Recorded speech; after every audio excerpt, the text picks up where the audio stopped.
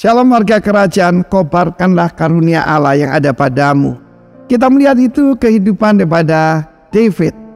David adalah seorang anak gembala, saudaraku ya. Bahkan dia menggembalakan kambing domba bapaknya yang tidak begitu banyak. Karena itu saya percaya salah satu entry untuk dipakai oleh Tuhan adalah komsel, komunitas sel kerajaan Allah. Oke? Dan firman Allah mengatakan bagaimana David setelah diurapi maka mulai tersiar. Dia seorang pemetik kecapi yang diurapi, dia seorang pahlawan, seorang penuh hikmat dan sebagainya. Dan ketika menghadapi Goliat, Saul berkata, "Tidak mungkin kamu bisa melawan dia. Dia itu dilatih jadi perwira sebagai warrior sejak mudanya, kamu masih muda." Tapi David berkata, bagaimana dia biasa menggembalakan kambing domba bapaknya. Ra'a itu gembala juga artinya sahabat dekat dan juga pelindung buat domba-domba. Pemberi makan, pelindung. Dan dia berkata, Tuhan yang melepaskan aku dari cakar beruang dan cakar singa juga melepaskan aku daripada orang Filistin yang tidak bersunat itu. Saudara, Filistin artinya imigran. Saudaraku, artinya tidak punya legitimasi apapun menjejakkan kaki di tanah yang dijanjikan. Kedua, saudaraku, kita tahu bagaimana disebutkan yang tidak bersunat, artinya tidak punya perjanjian. Kita tahu Timotius yang muda itu disunatkan. Itu urusan karena orang ragu-ragu dia orang Yahudi, orang Yunani. Tetapi saudaraku, tentang bersunat atau tidak itu tidak ada masalah. Yang penting sunat hati. Tetapi pengalaman daripada David adalah biasa menggembalakan kambing domba bapaknya. Bagaimana karunia itu develop?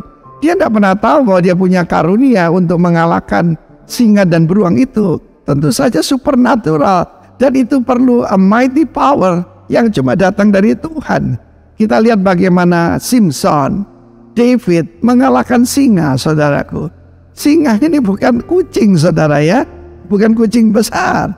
Jangan main-main, saudaraku. Singa menggambarkan juga kuasa kegelapan, pengusiran setan. Exorcism itu it's not a game. Itu bukan permainan. It's deadly. Karena itu kita perlu kuasa Tuhan sepenuhnya dalam hidup kita. Dia dengan menggembalakan kambing satu hari datanglah. Mulainya kecil mungkin.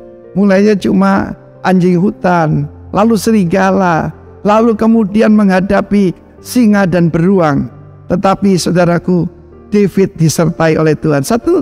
Samuel ayat 16 tentang semua karunia itu yang paling hebat yang terakhir.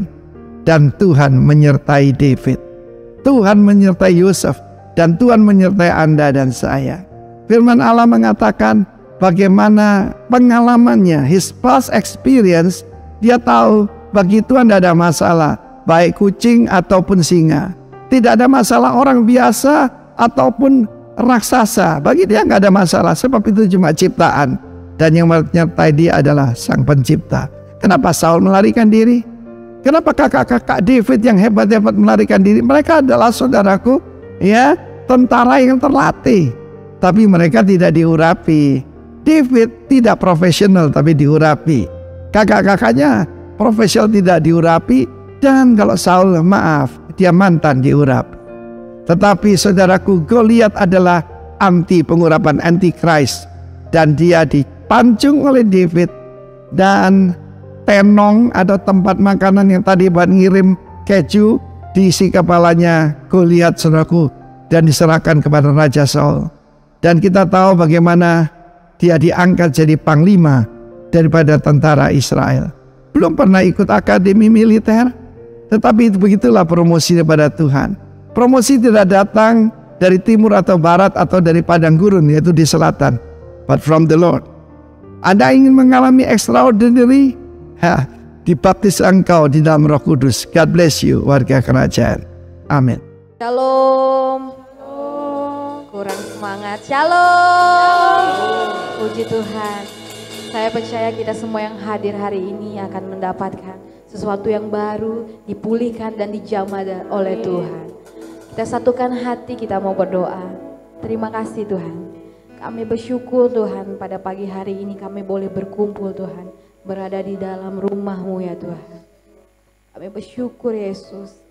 Sebentar kami mau beribadah Tuhan, kami mau memuji menyembah Engkau Tuhan.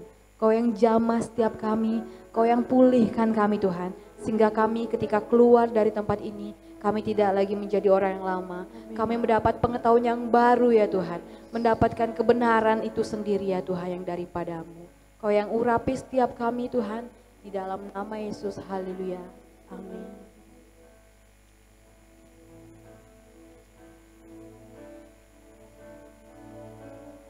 Hidupku penuh dengan kasih karunia-Mu, hidupku penuh dengan kebaikan-Mu, hidupku penuh dengan kemurahan-Mu. Ku bersyukur sebab Kau besertaku. Sama-sama kita nyanyikan. Hidupku penuh dengan kasih karunia-Mu, hidupku penuh dengan kebaikan-Mu, hidupku penuh dengan kemurahan-Mu. Ku bersyukur sebab Kau besertaku. Ku sembah Raja, Engkau yang mulia. Ku sembah Yesus selamanya. Hidupku telah ku serahkan di dalam karya tangan-Mu, Tuhan. Ku sembah Raja, Engkau yang mulia. Ku sembah Yesus selamanya. Hidupku telah ku serahkan di dalam karya tangan-Mu, Tuhan. Nyanyikan syukur-Mu di hadapannya.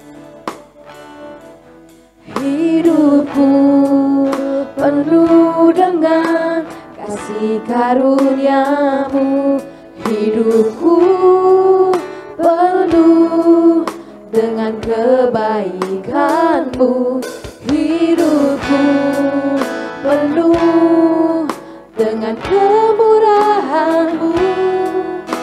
Ku bersyukur sebab Kau besertaku. Nyanyikan hidupku. Hidupku penuh dengan kasih karunia-Mu, hidupku penuh dengan kebaikan-Mu, hidupku penuh dengan kemurahan-Mu. Ku bersyukur sebab Kau besertaku. Ku sembah Raja, Engkau yang mulia.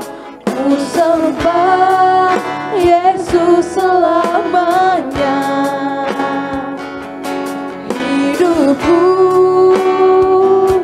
telah ku serahkan di dalam karya tangan-Mu, Tuhan. Ku sembah Raja, Engkau yang mulia. Ku sembah Yesus selamanya. Hidupku telah ku serahkan di dalam karya tangan-Mu, Tuhan. Ku sembah Raja, Engkau yang mulia. Ku sembah Yesus selamanya.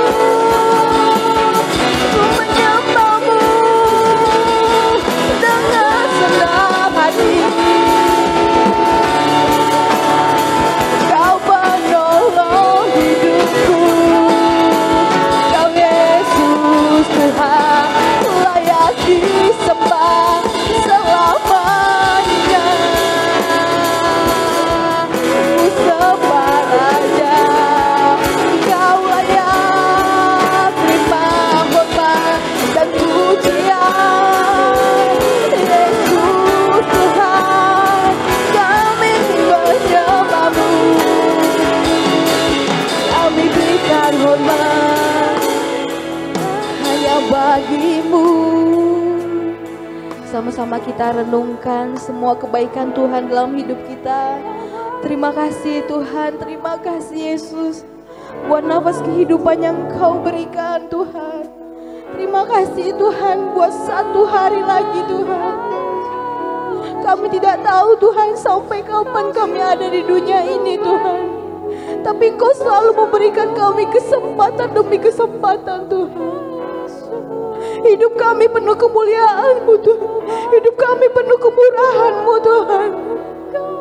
Terima kasih atas kebaikan-Mu Yesus. Rasakan, renungkan kebaikannya dalam hidupmu. Setiap pertolongannya, Kau tidak pernah sendiri. Dia selalu ada dengan engkau. Dia beserta dengan engkau. Dia tidak pernah tinggalkanmu. Satu-satunya penolong yang selalu ada. Kami bersyukur Tuhan. Kami bersyukur.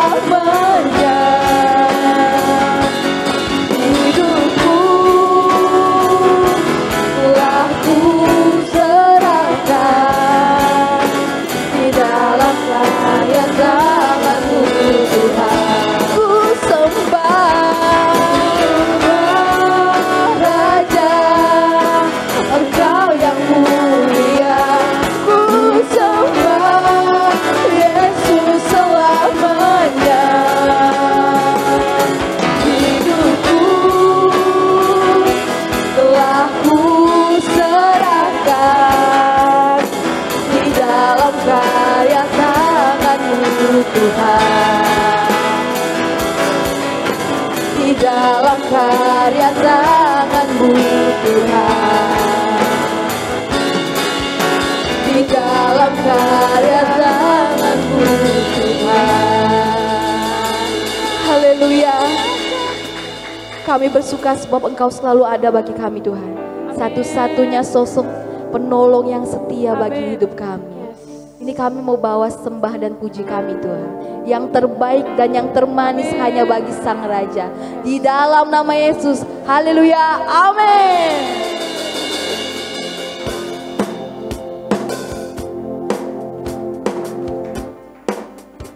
Sebab firman-Mu Tuhan menjadi terang bagi langkah kami Tuhan. Haleluya.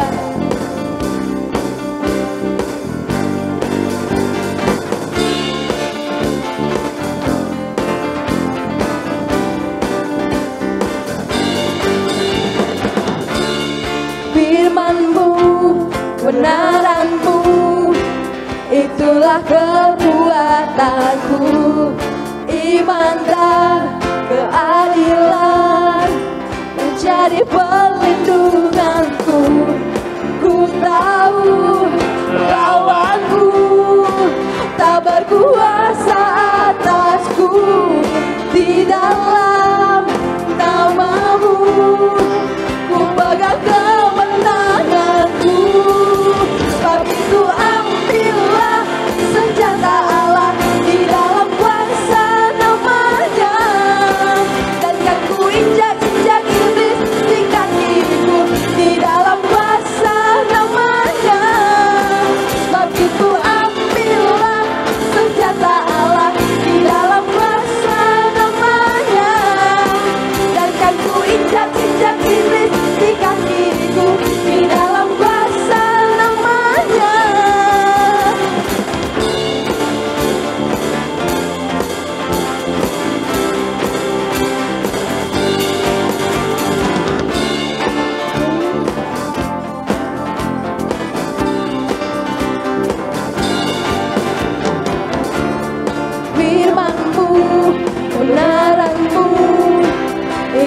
kekuatanku, iman dan keadilan menjadi perlindunganku.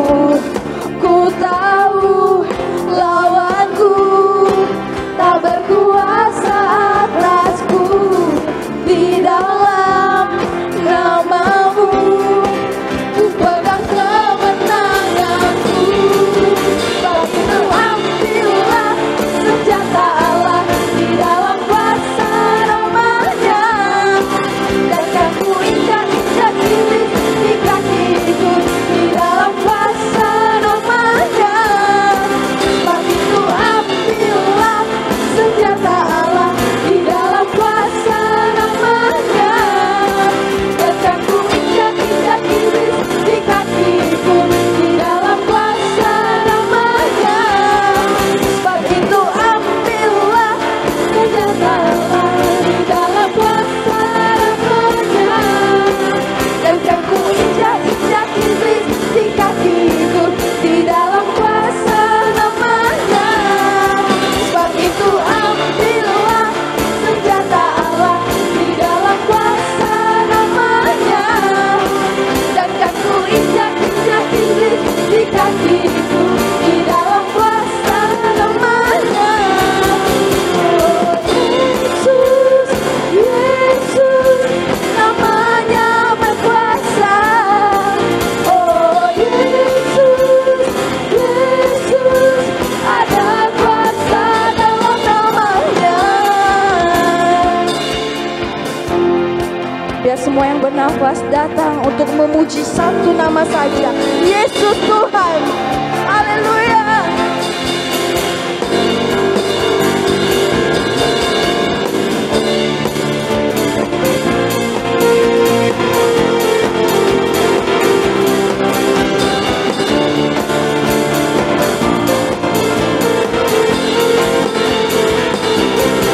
Sebab itu ambillah senjata Allah di dalam kuasa namanya, dan kan ku injak-injak iblis di kakiku di dalam kuasa namanya.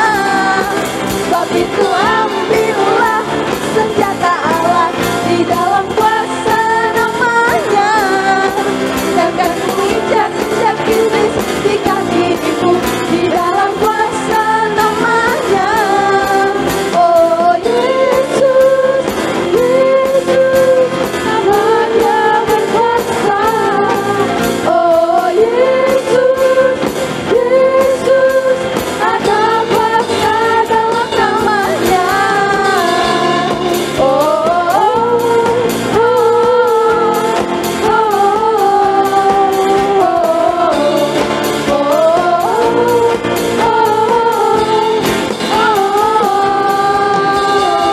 oh, haleluya.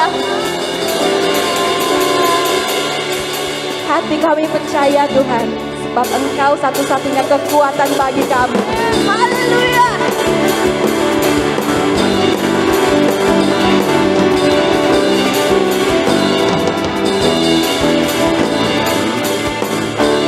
Tuhanlah kekuatan dan mazmurku. Amin. Ya gunung batu dan keselamatanku,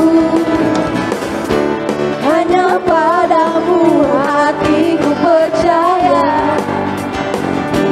Kaulah menara dan kota perlindungan. Ku mau selalu bersyukur, sebab cintamu padaku takkan pernah berubah. Hatiku percaya, walau bumi bergoncang, gunung-gunung beranjak, namun kasih setiamu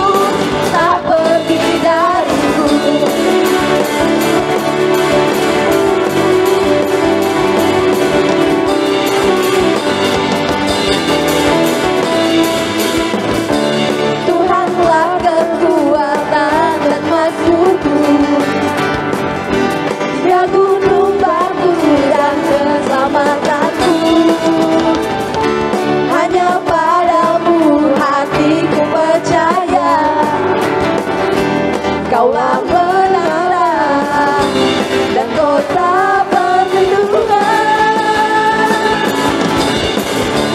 Ku mau selalu bersyukur sebab cinta-Mu padaku takkan pernah berubah. Hatiku percaya walau bumi bergoncang, gunung-gunung beranjak, namun kasih setiamu tak pergi dariku. Ku mau selalu bersyukur sebab cinta-Mu padaku takkan pernah berubah.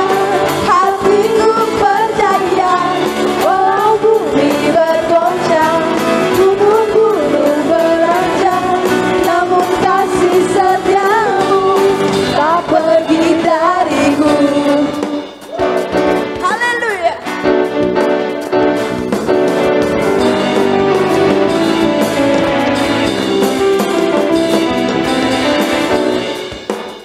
Ini kami orang-orang yang bersyukur Tuhan, mau bersorak bagi Engkau. Haleluya.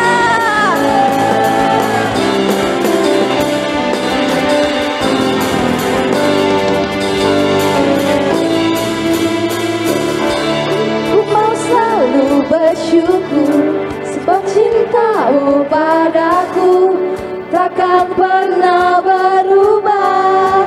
Hatiku percaya walau bumi bergoncang, gunung-gunung beranjak, namun kasih setiamu tak pergi dariku.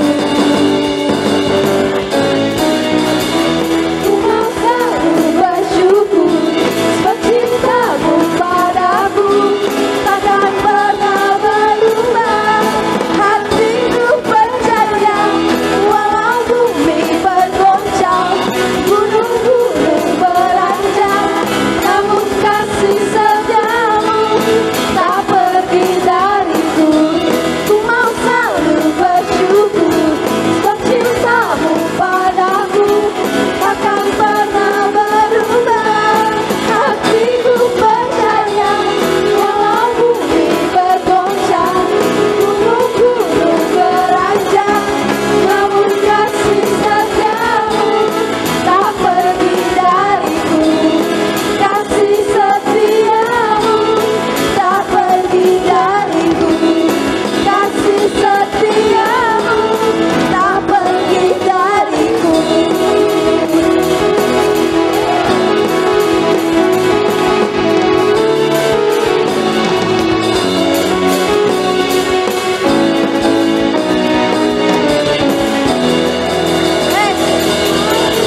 Kau dahsyat Tuhan, Kau hebat.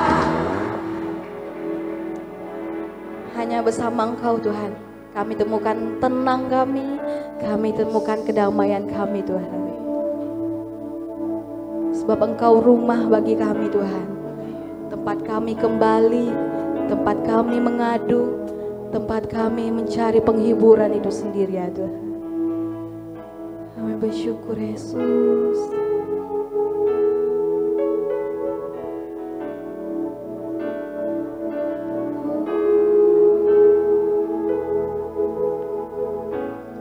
Bapa Kau mendengar seruan hatiku. Yes, Jesus. Tak pernah Kau lepaskan dari kasih-Mu.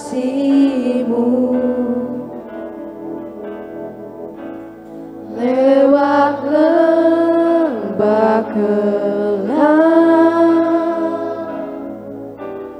Kau temani aku.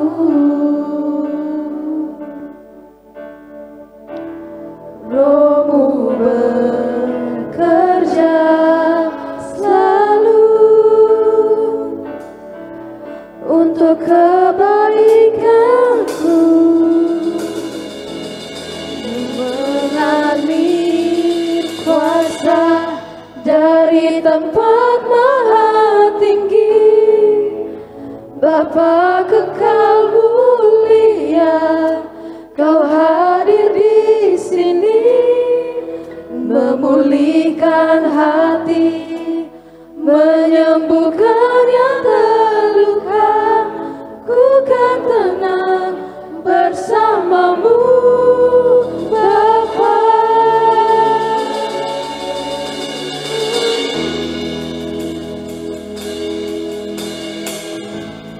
Bapa, Kau mendengar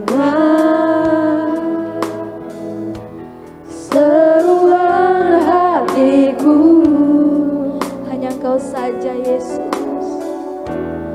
Tak pernah Kau lepaskan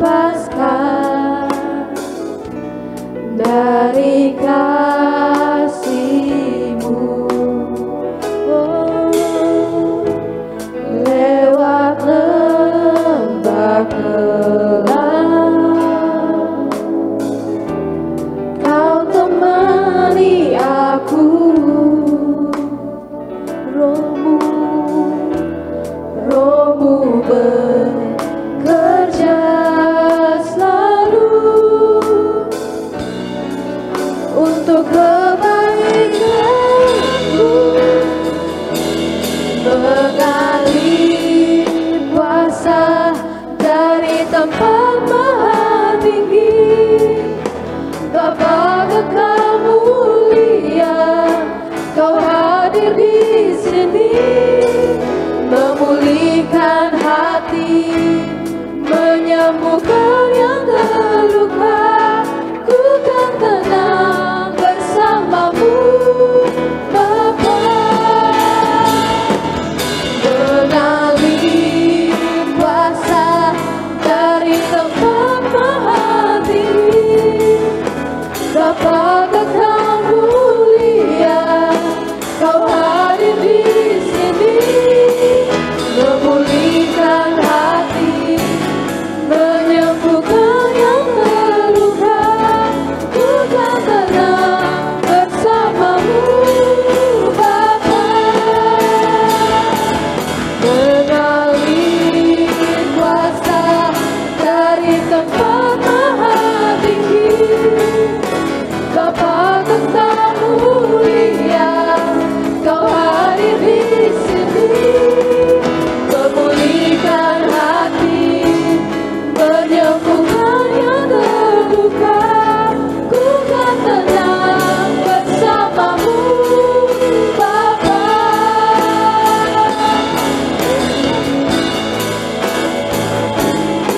Kami menyembah-Mu, Tuhan. Kami berikan yang terbaik, Kau hanya bagi-Mu. Yesus, Kau mulia, Kau yang layak, Tuhan. Kau ku sembah.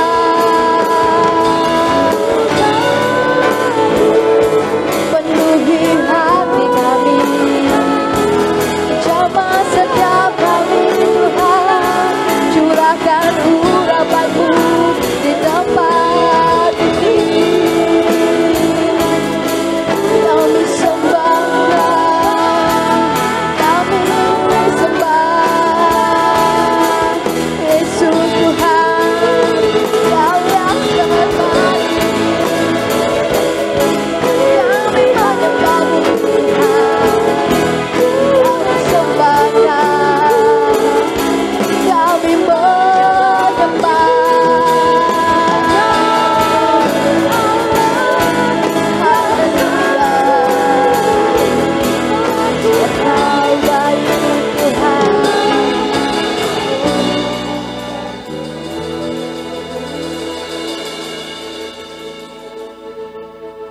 Mengalir kuasa dari tempat maha tinggi.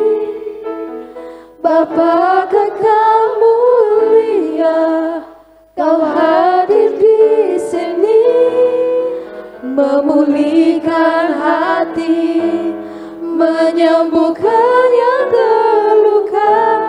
Ku kan tenang bersamamu Bapa. Mengalir kuasa dari tempat maha tinggi, Bapa kekal mulia, Kau hadir di sini, memulihkan hati, menyembuhkan yang terluka. Ku kan tenang bersamamu Bapa. Ku mengalir kuasa dari tempat maha tinggi, Kau mulia Tuhan, Bapa kekal mulia. Kau hadir di tengah-tengah kami, Kau hadir di sini, memulihkan hati, menyembuhkan yang terluka. Ku kan tenang bersamamu Bapa.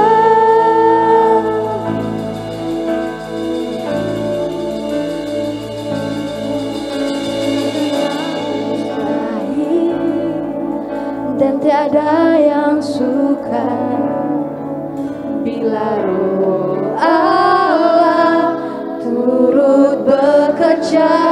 Tiada yang mustahil, tiada yang mustahil. Oh, orang percaya. Amin. Karena Allah turut bekerja di antara kita. Tiada yang mustahil, tiada yang mustahil. Tiada yang sukar bila Roh Allah turut bekerja. Tiada yang mustahil bagi orang percaya, karena Roh Allah turut bekerja di antara kita. Tiada yang mustahil, tiada yang mustahil. Amin. Tiada yang sukar bila Roh Allah turut bekerja. Tiada yang mustahil bagi orang percaya, karena Roh Allah turut bekerja di antara kita. Tiada yang mustahil, Tiada yang mustahil dan tiada yang sukar bila Roh Allah turut bekerja. Tiada yang mustahil bagi orang percaya, karena Roh Allah turut bekerja di antara oh sungguh tiada yang mustahil Tuhan. tiada yang mustahil. Kami percaya kuasa-Mu. Bukan Tidak ada yang mustahil dan tiada yang sukar bagi orang percaya. bekerja, tiada yang mustahil bagi orang percaya, karena Roh Allah turut bekerja di antara kita. Oh, karena Roh Allah turut bekerja di antara kita. karena Roh Allah turut bekerja di antara kita.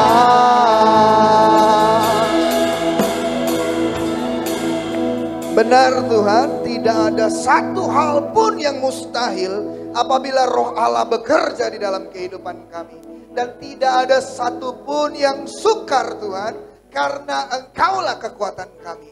Terima kasih ya Tuhan, kiranya apa yang kami persembahkan kepadamu menjadi dupa yang harum. Engkau disenangkan. Nah kini saatnya Tuhan kami duduk diam mendengarkan firman-Mu. Berbicara kepada kami. Terima kasih ya Tuhan. Di dalam nama Tuhan Yesus, mari kita yang siap mendengarkan firman, sama-sama kita katakan, amin.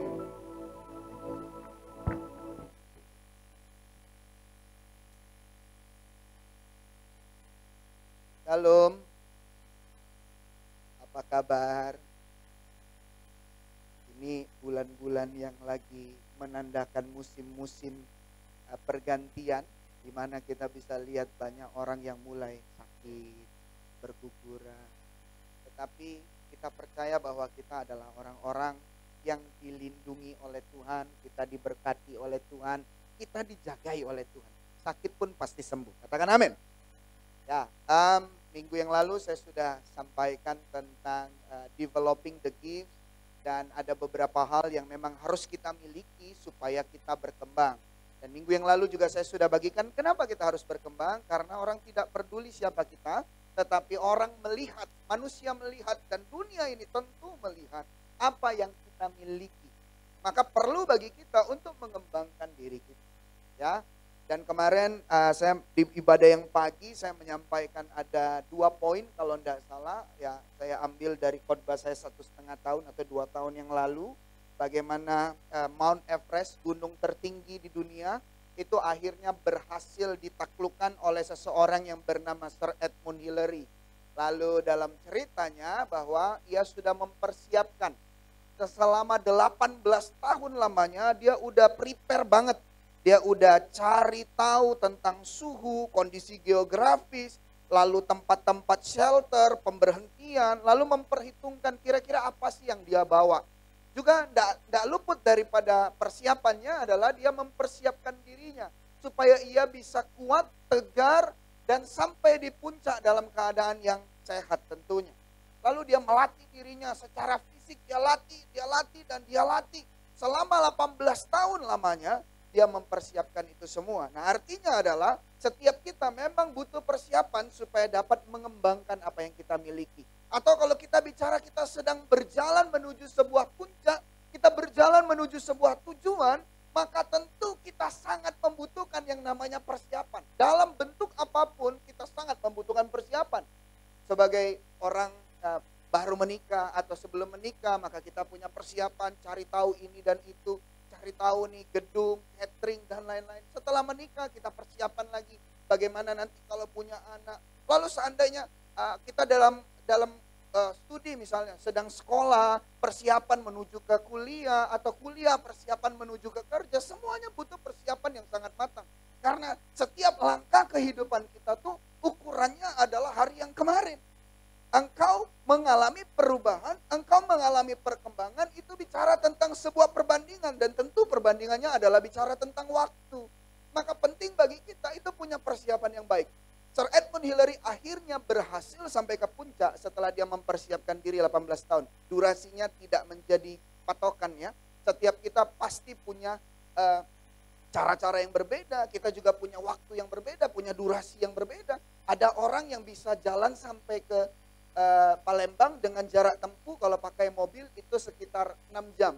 Ada orang yang dengan mobil juga dia harus sampai memakan waktu 8 sampai 9 jam. Jadi durasinya sebenarnya tidak begitu penting, karena yang paling penting adalah bagaimana caranya kita bisa sampai kepada tujuan itu.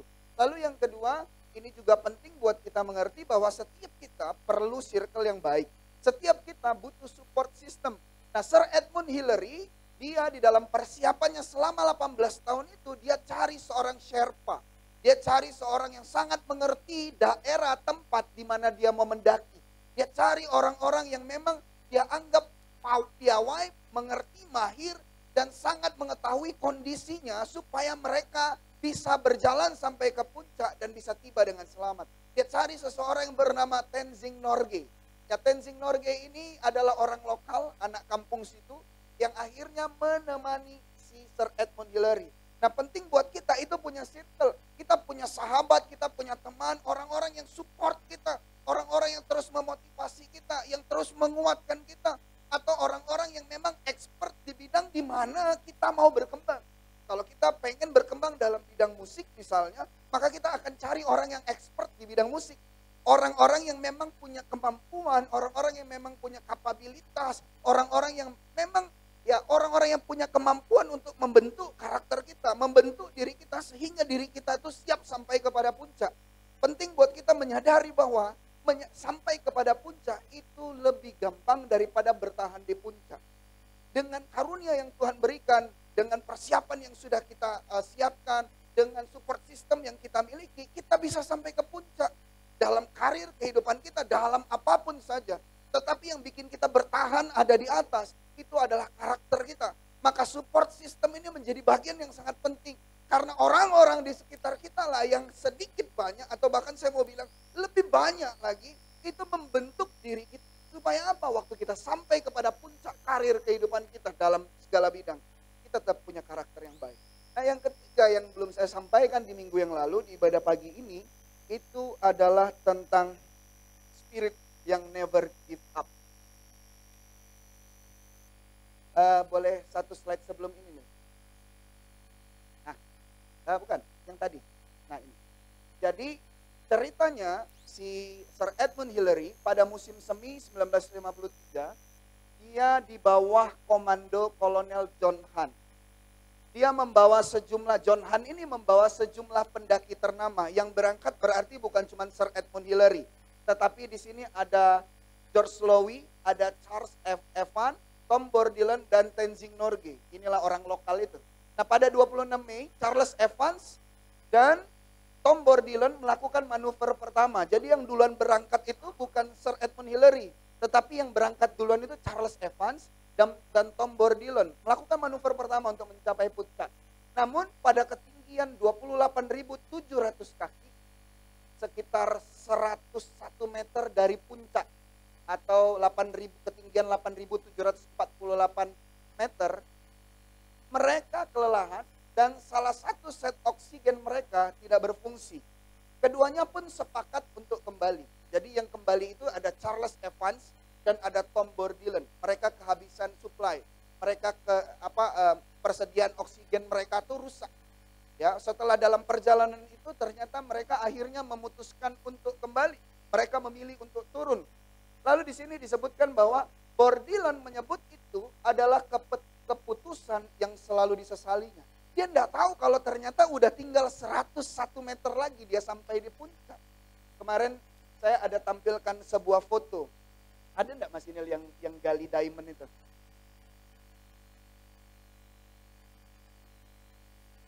Oh, kalau enggak ada enggak apa-apa. Itu udah dikit lagi tuh, udah sampai di puncak. Kita kan sering kali tuh dapat gambar ilustrasi, ada orang menggali, terus dia berhenti.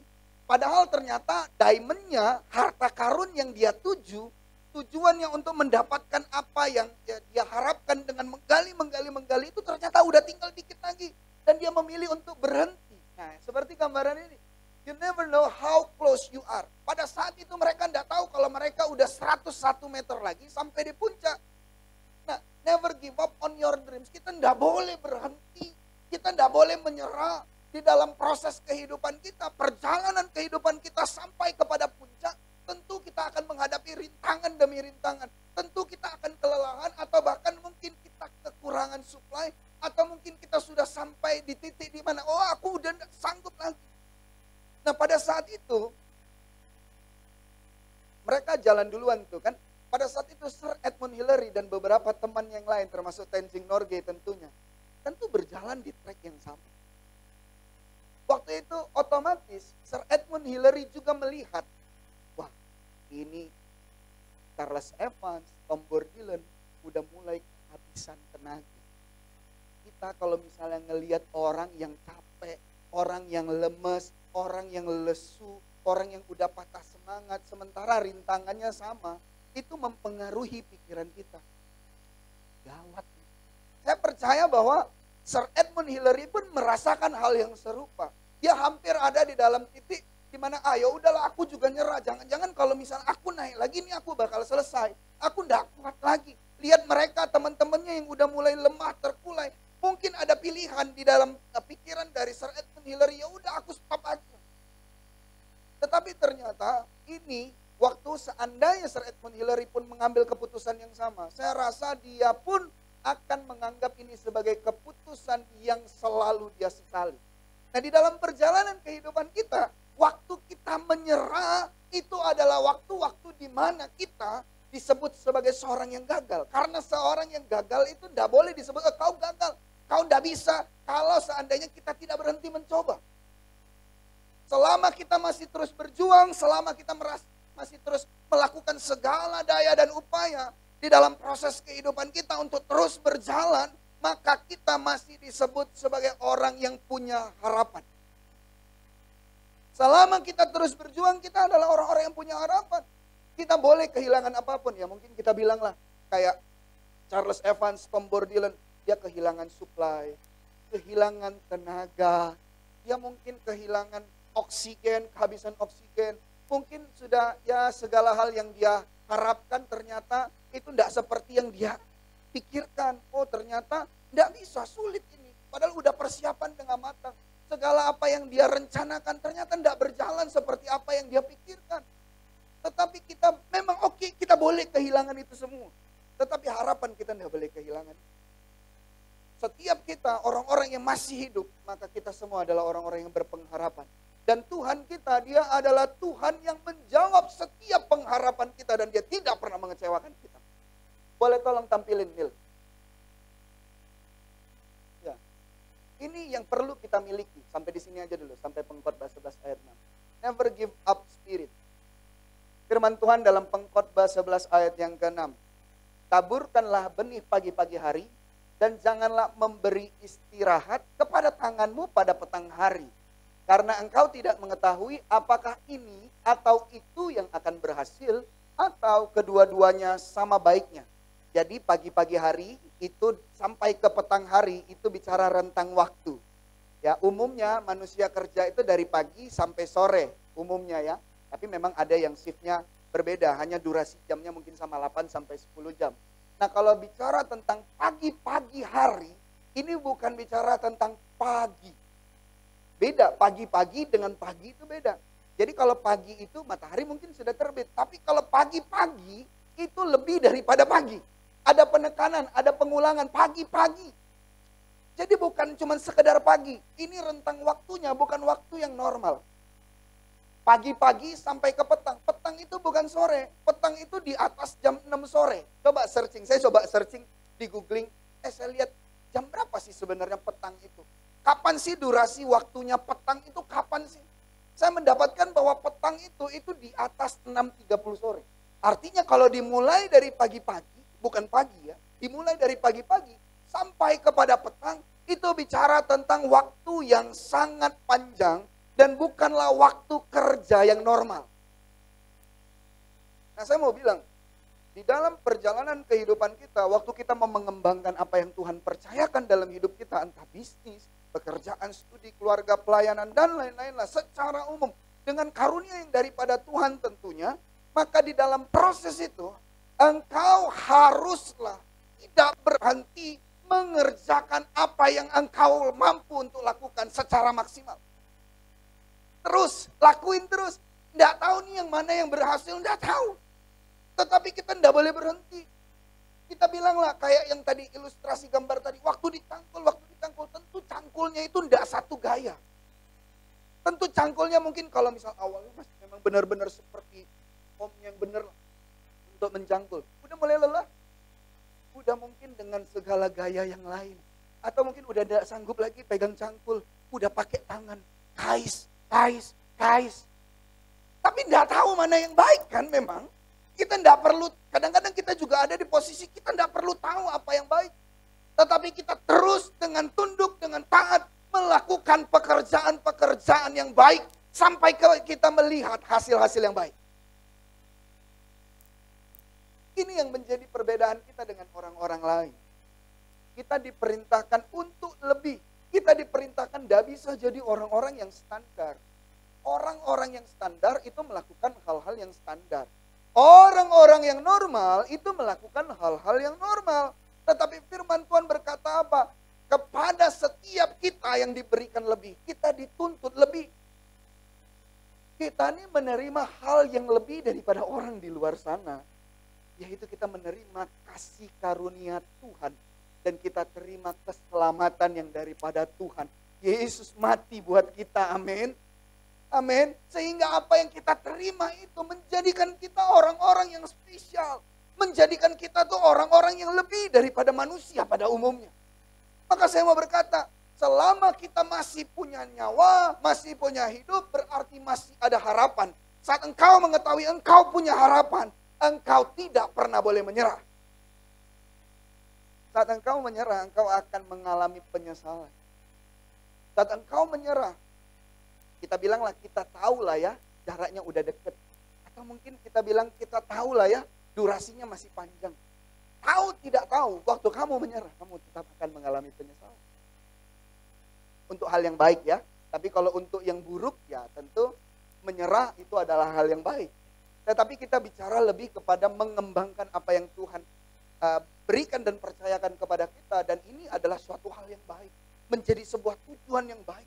Bagaimana kita mengembangkan apa yang kita miliki. Sehingga kita oleh karena kasih dan karunia Tuhan, kita beroleh hal yang lebih baik setiap harinya. Nah coba kita lihat. Ini dalam 2 Korintus 12 ayat yang ke-9 sampai yang ke-10. Firman Tuhan berkata seperti ini. Tetapi jawab Tuhan kepadaku, cukuplah kasih karuniaku bagimu. Sebab justru dalam kelemahanlah kuasaku menjadi sempurna.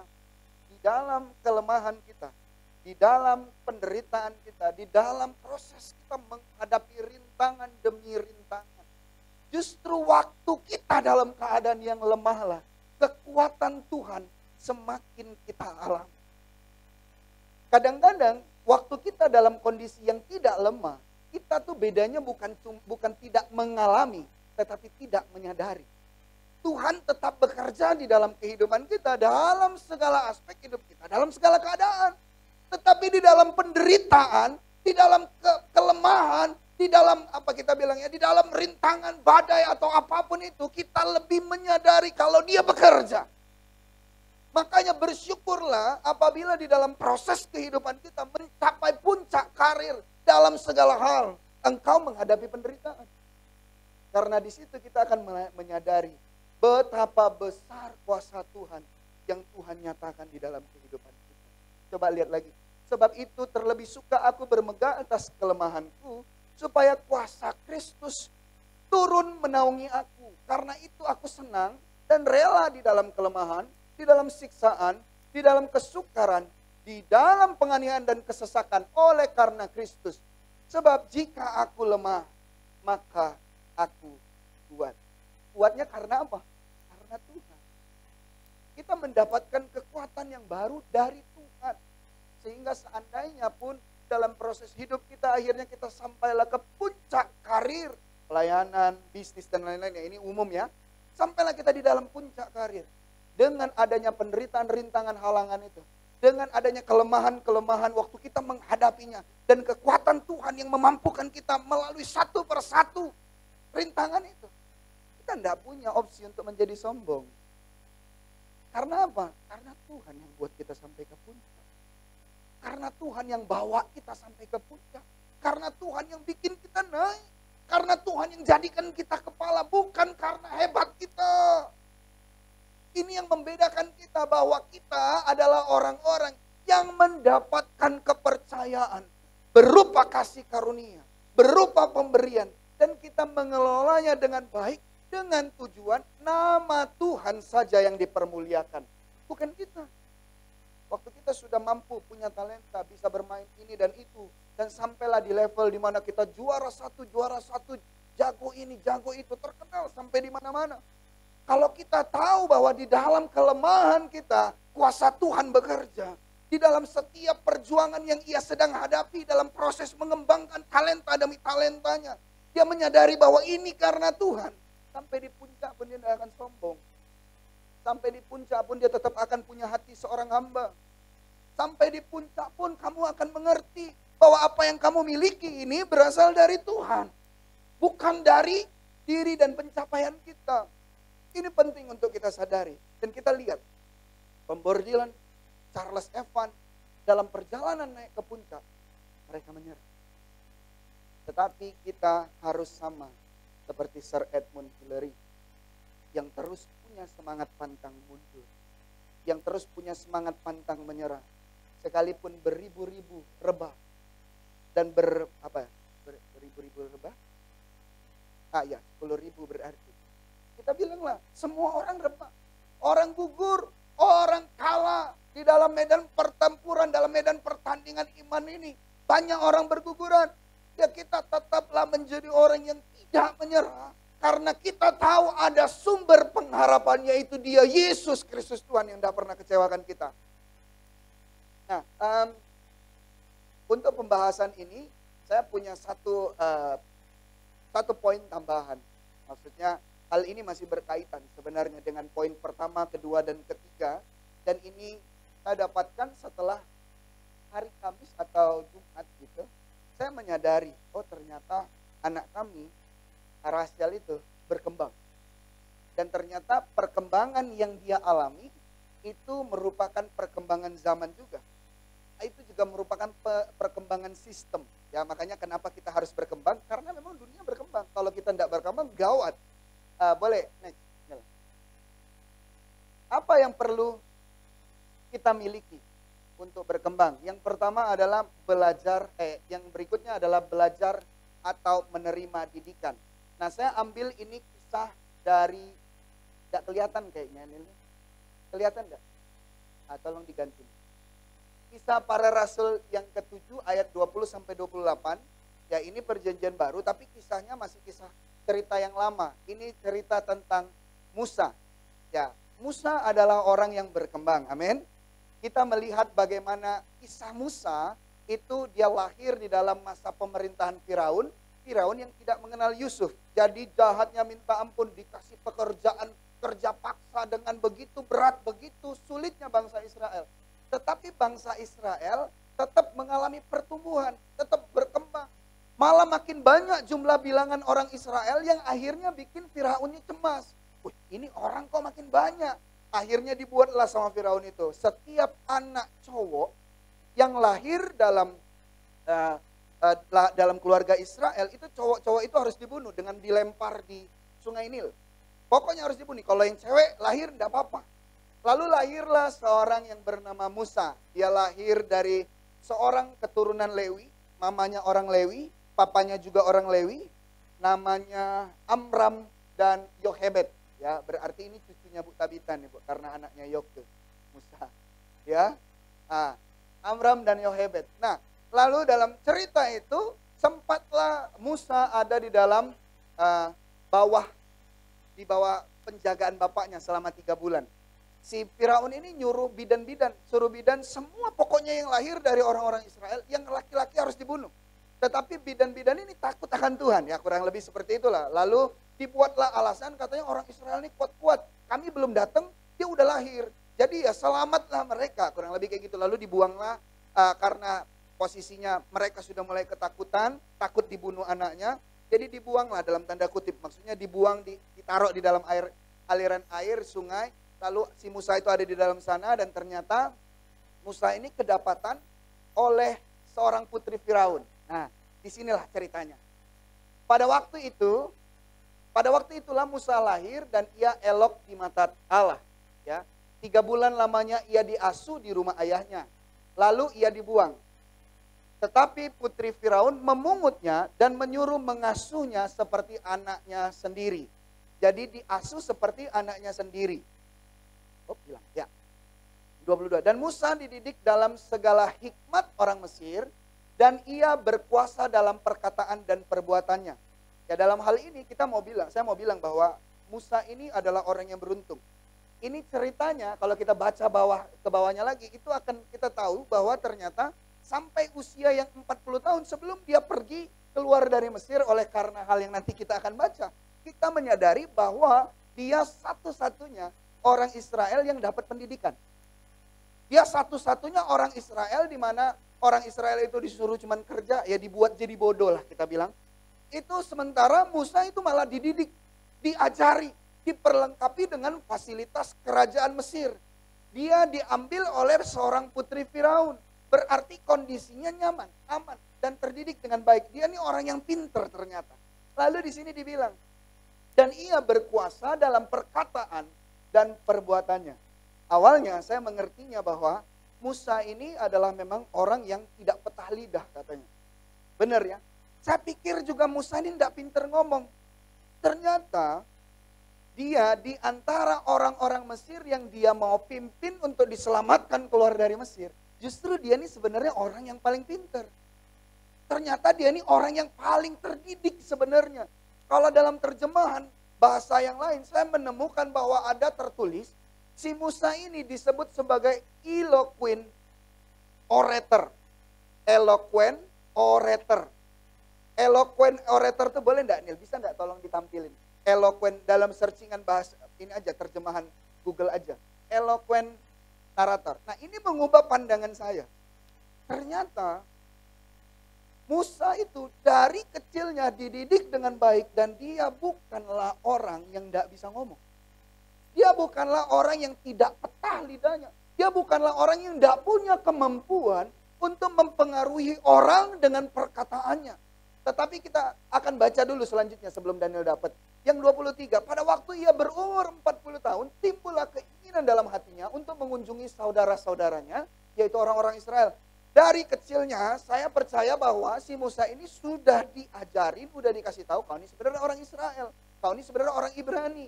Tapi kau ini kami dapetin begini, begitu. Jadi dia tahu sebenarnya kalau dia adalah seorang Israel.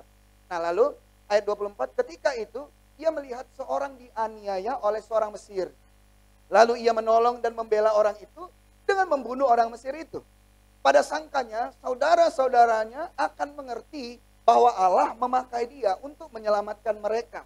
Dia pikir orang-orang itu bakal mengerti. Dia datang ngebunuh orang Mesir itu tujuannya supaya dia mau menunjukkan dia ini hebat dan dia ini dipakai Tuhan untuk selamatkan orang Israel. Awalnya dia berpikir begitu. Tetapi ternyata orang Israel pada saat itu tidak mengerti. Lalu berikutnya ayat 26. Pada keesokan harinya ia muncul pula ketika dua orang Israel sedang berkelahi. Ini orang Israel lawan orang Israel.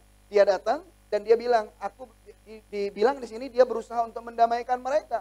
Katanya, saudara-saudara, bukankah kamu ini bersaudara? Mengapakah kamu saling aniaya? Kenapa kamu harus berantem satu dengan yang lainnya sementara kamu tuh saudara? Nah, coba kita lihat fokusnya. Ayat 27. Fokusnya orang Israel itu adalah masa lalunya Musa ternyata. Tetapi orang yang berbuat salah kepada temannya itu menolak Musa dan berkata, siapakah yang mengangkat engkau menjadi pemimpin dan hakim atas kami? Apakah engkau bermaksud membunuh aku? Sama seperti kemarin engkau membunuh orang Mesir itu. Kita tanpa kita sadari, kita tuh fokusnya bukan keadaan kita hari ini. Keadaan orang ini hari ini. Tetapi kita cenderung akan melihat masa lalu orang. Orang Israel yang melakukan kesalahan itu, ini dicatat orang Israel itu yang buat salah loh, bukan orang yang benar loh. Orang yang buat salah justru ngelihat, kau kan yang bunuh orang Mesir kemarin, ngapo kau datang ke sini? Kau mau bunuh aku juga? Kau kan pembunuh. Padahal tujuan si Musa ngebunuh orang Israel itu tujuannya dengan harapan mereka mengerti kalau Musa dipakai untuk menyelamatkan bangsa Israel. Lalu dia datang untuk mendamaikan, dia bukan dengan tujuan untuk mau bikin kau tunduk sama aku, enggak. Tetapi tujuan Musa untuk mendamaikan ya cuman karena dia punya a spirit of belonging. Aku juga orang Ibrani. Aku juga orang Israel. Aku mendamaikan kalian.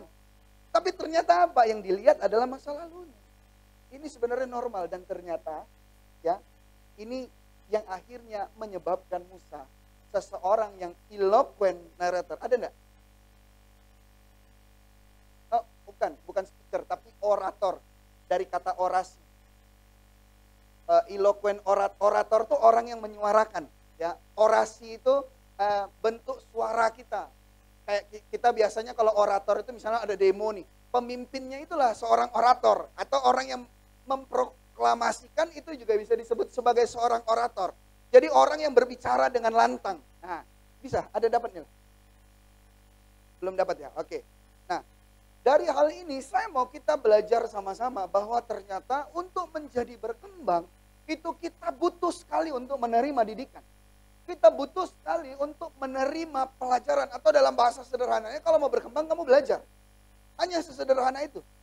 Saya dapetin bahwa anak saya yang besar, dia baru kelas 1 SD, ya dia punya sedikit kekurangan lah dalam bidang akademis, dia tidak punya ketertarikan sebenarnya. Dan ini yang bikin kami cukup khawatir, waktu dia disuruh pilih. Mau pilih ekstrakurikuler apa? Gitu kan. Ya kita pikirkan selama ini yang namanya ekstrakurikuler, olahraga, sepak bola, basket, gitu kan, voli atau dan lain-lain lah. Atau misalnya musik, gitar kayak atau apa. Waktu dia dikasih pilihan untuk memilih ekstrakurikuler, tahu enggak dia pilih apa? Dia pilih matematika. Haleluya. Itu bikin kami khawatir. Maksudnya bukan apa-apa, kami takut dia terbeban. Dari pagi sampai siang dia belajar, terus dia belajar lagi ekstrakurikuler yang enggak bikin dia tuh exercising gitu. Enggak bikin dia itu kita bilanglah kayak punya fun gitu. Karena dia belum, saya lihat belum punya kayak olahraga favorit, belum punya gitu, kecuali lari-lari ya, apalagi ketemu sama Jojo. Nah itu jadi olahraga favoritnya, lari-lari. Ya, itu lari pun karena ceritanya main-main, kan gitu. Nah kemarin hari Rabu atau hari Kamis, istri saya bilang sama saya gini, coba lihat Harasel katanya. Kenapa? Dia punya metode penghitungan yang baru. Ya, sebentar, saya praktekkan.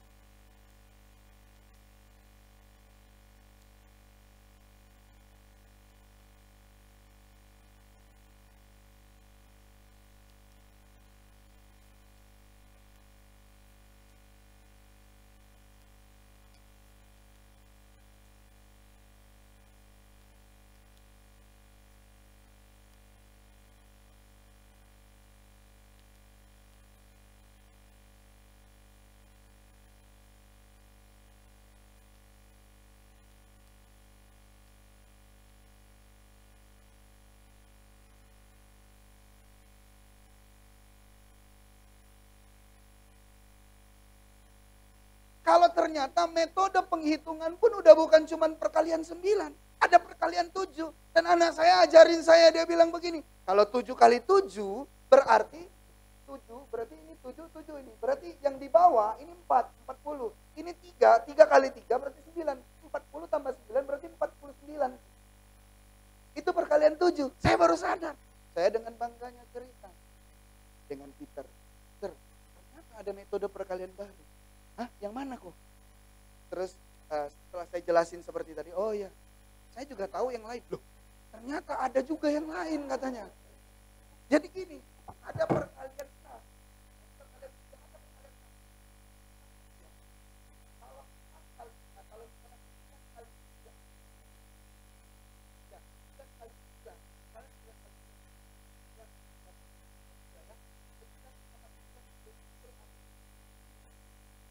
sampai ini jadi 8.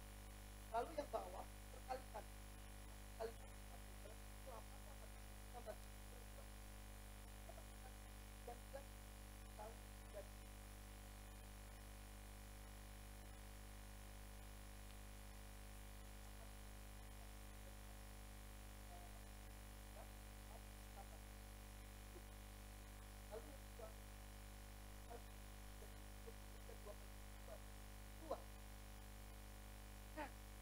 artinya dunia berkembang.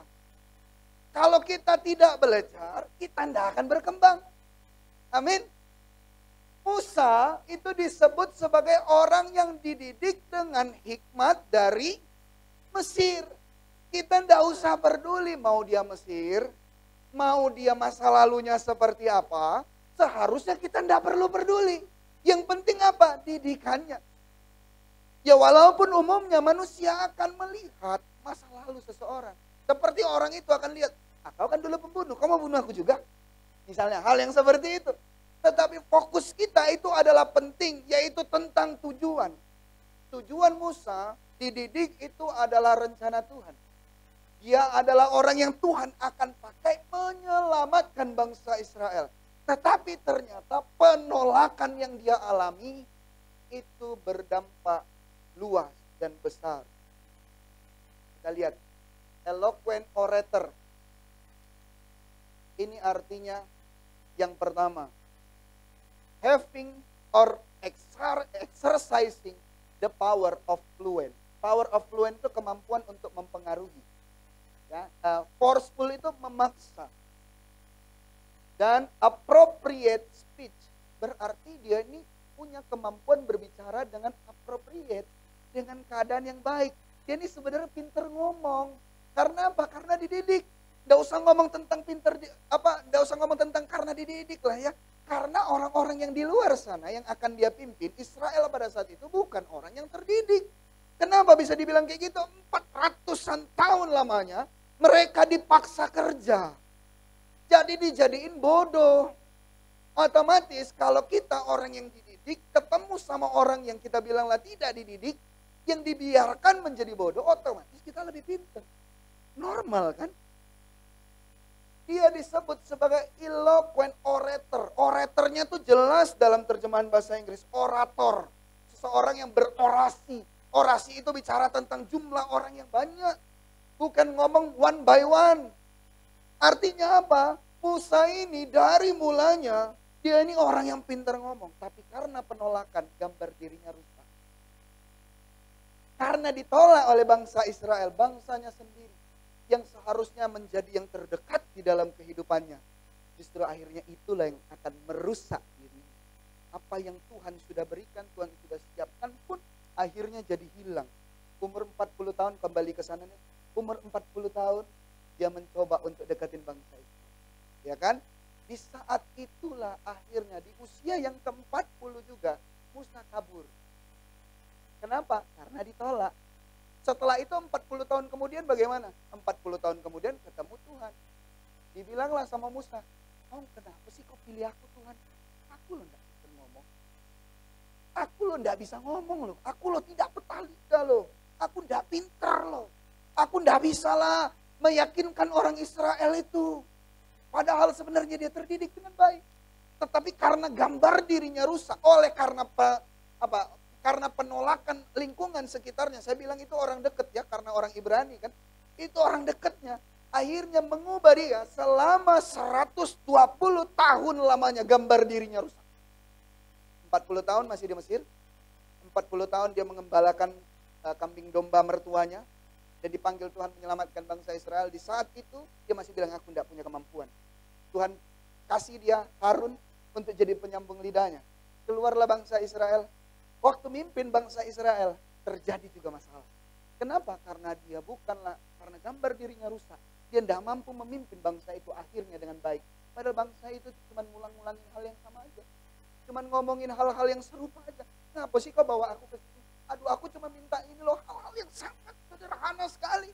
Tetapi seorang yang disebut sebagai eloquent orator, orang-orang yang terdidik dengan baik, dengan apa yang dimiliki oleh source-nya kerajaan Mesir pada saat itu. Dia dididik dengan kualitasnya anak daripada seorang Firaun, yang artinya ini bicara tentang hal yang baik yang dia terima. Akhirnya gambarnya rusak. Bayangkan seandainya kita orang-orang yang punya kesempatan untuk belajar, tetapi kita tidak mau belajar. Papi saya sampai saat ini dia tidak bisa bawa mobil metik. Padahal mungkin bawa mobil sudah sekitar 45 tahun lamanya. Cuman karena apa? Karena tidak mau belajar. Tidak mau menerima ajaran. Ya, setiap kita, apalagi orang-orang percaya, orang Kristen, itu memang disuruh sekali untuk belajar. Bahkan Alkitab bilang sama kita, kau lihatlah semut. Sama semut yang tidak berarti, yang kecil saja, kita disuruh untuk belajar. Belum lagi dia bilang sama cicak, belum lagi dia bilang sama pelanduk, lalu dia bilang lagi sama apa ya? Aduh, lupa pula. Pokoknya ada satu binatang lagi yang dia kasih gambaran. Disitulah memang kita harus belajar. Sama yang inilah kita harus belajar. Bahkan sama binatang yang tidak berarti saja kita belajar. Supaya apa? Supaya kita berkembang. Orang-orang yang hidup, maka orang-orang itu belajar. Orang-orang yang mau berkembang, maka orang-orang itu belajar. Kita belajar dari segala hal, dari kegagalan kita belajar, dari kesuksesan tentu karena belajar, dan kita belajar juga di saat-saat kita sukses. Orang yang sakit belajar, orang yang menderita belajar. Orang yang baik-baik saja belajar, orang yang tidak baik-baik saja belajar. Orang tua belajar, orang muda belajar, anak-anak kecil pun belajar. Supaya apa? Supaya berkembang, supaya kita tidak ketinggalan. Maka kita perlu sekali mengerti kenapa kita harus berkembang, karena dunia di luar sana berkembang. Orang-orang di luar sana berkembang, maka kita harus berkembang. Tetapi bagaimana caranya kita dapat berkembang sementara diri kita tidak memberikan diri kita diajar, tidak memberikan diri kita dididik. Kenapa saya bilang, oh ini sangat berkaitan erat dengan support system, dengan circle kita. Ya coba lihat, kamu mau belajar sebagaimanapun rupanya kamu belajar, kamu dididik dengan resource yang sebaik apapun. Waktu orang-orang di sekitarmu, circlemu, support sistemmu itu menolak kamu, rupa. Apalagi kalau kamu tidak belajar dan kamu ditolak. Sementara dunia itu tidak melihat siapa kamu. Apakah orang-orang Israel itu melihat siapa Musa? Wah, anaknya Firaun nih, cucunya Firaun nih. Wah, ini cucunya putrinya Firaun ini. Otomatis dia datang dengan baju yang mungkin gambaran orang Mesir ya. Dididik dengan badannya pasti sehat, bersih. Ya kan? Apakah orang-orang Israel yang berantem itu ngelihat itu? Enggak. Tetapi apa yang dilihat? Apa yang ada di dalam Musa? Oh, Musa ini pembunuh. Kalau kita bilang apa yang di dalam itu hal yang buruk ya. Tetapi apa yang ada di dalam kita, yang Tuhan percayakan kepada kita, bicara tentang hal-hal yang baik. Maka kita harus mau untuk menerima didikan. Next. Kalau kita bicara tentang menerima didikan, kita belajar, maka kita bicara kita menjadi seorang murid. Apa yang harus kita miliki? Yesaya 50 ayat yang keempat, ketaatan hamba Tuhan. Saya mau bahas tentang lidah seorang murid. Ya, Tuhan Allah telah memberikan kepadaku lidah seorang murid, supaya dengan perkataan aku dapat memberi semangat baru kepada orang yang letih lesu.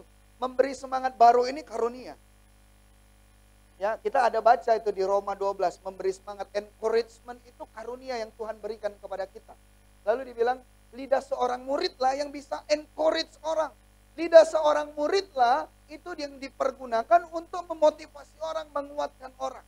Ya, yang di ayat yang 4b itu dia bicara tentang telinga, nanti saya akan bahas. Tiap pagi yang mendengar, mempertajam pendengaranku untuk mendengar seperti seorang murid. Boleh tolong tampilin yang satu lagi nih. Efesus 4 ayat 29, firman Tuhan berkata begini, janganlah ada perkataan kotor keluar dari mulutmu, tetapi pakailah perkataan yang baik untuk membangun, di mana perlu supaya mereka yang mendengarnya beroleh kasih karunia. Nanti baca di rumah, Efesus 4 itu ayat pertama sampai ayat yang berapa belas itu ngebahas tentang Yesus naik ke sorga dan memberikan karunia berupa rupa-rupa jawatan, ada 5 jawatan. Lalu di perikop berikutnya itu bicara tentang manusia baru, di mana ayat 29 ini terletak. Yang artinya apa? Oh, setiap kita yang menerima karunia daripada Tuhan itu harus berubah. Harus memiliki manusia yang baru, memiliki hidup yang baru. Salah satunya adalah dengan cara jangan menggunakan mulut dan lidah kita untuk mengeluarkan kata-kata yang kotor. Dan saya mau bilang di dalam Yesaya yang 50 ayat yang keempat berkata, kita memiliki lidah seorang murid itu tujuannya apa? Untuk encourage people. Kalau kita bicara hidup kita adalah belajar, setiap waktu di dalam kehidupan kita itu adalah kita belajar, maka sang guru, dia Tuhan, dia selalu mengawasi kita sebagai seorang murid. Mungkin enggak sih sementara kita lagi belajar sama Tuhan, belajar di dalam kehidupan kita, kita ini dalam kelas, hidup kita tuh seperti kelas dan Tuhan jadi gurunya. Mungkin enggak sih keluar kata-kata yang tidak membangun terhadap guru kita, atau mungkin mengeluarkan kata-kata yang tidak membangun yang didengar oleh guru kita. Enggak mungkin. Maka seharusnya menjadi seorang murid yang mau terima ajaran, mau dididik, maka mulut kita itu mengeluarkan encouragement. mengeluarkan hal-hal yang positif. Ini penting sekali untuk kita menyadari. Kita zaman ini bergerak dan mengalami kemerosotan. Kemarin saya lihat ada murid berantem sama gurunya. Maki-makian. Akhirnya apa? Muridnya kena hukum. Disuruh buat surat pernyataan. Yang kita hadapi hari-hari ini udah bukan tentang dunia saja. Tetapi kita sebagai orang percaya, warga kerajaan Allah, fokus kita itu kepada kerajaan. Di mana dia, sang guru, sang raja, itu hidup mengawasi kehidupan kita yang mau menerima ajaran dan didikan. Sehingga mulut kita itu menghasilkan kata-kata yang baik. Sehingga mulut kita itu mengobarkan semangat orang lain. Ayo semangat yuk, yuk bisa yuk. Coba kita lihat ya, seandainya kayak kita bilanglah Sir Edmund Hillary dalam perjalanannya, dia melihat orang-orang mulai gugur, udah mulai letih, lesu, timnya sudah mulai menyerah. Lalu seandainya tidak ada Tenzing Norgay yang bilang, Pak, udah tinggal dikit lagi. Ayo bisa yuk Pak. Ayo kuat yuk Pak. Sampai kok kita ke puncak, dikit lagi kita sukses kok. Dikit lagi kita berhasil kok. Bapak udah persiapan 18 tahun Pak. Ayolah Pak, berhasil kok bisa ini. Pikirannya yang awalnya mungkin ada pilihan di mana dia akan memutuskan untuk mundur sekalipun. Begitu dia mendengar ada orang yang menguatkan dia, maka orang itu pun akan seperti beroleh kasih karunia, memperoleh kekuatan, memperoleh penghiburan. Wah dikit lagi nih, sampai nih. Tetapi kita semua harus membawa kita sendiri itu harus siap menerima didikan. Kita harus siap untuk dimuridkan. Kita harus siap memiliki mental seorang murid.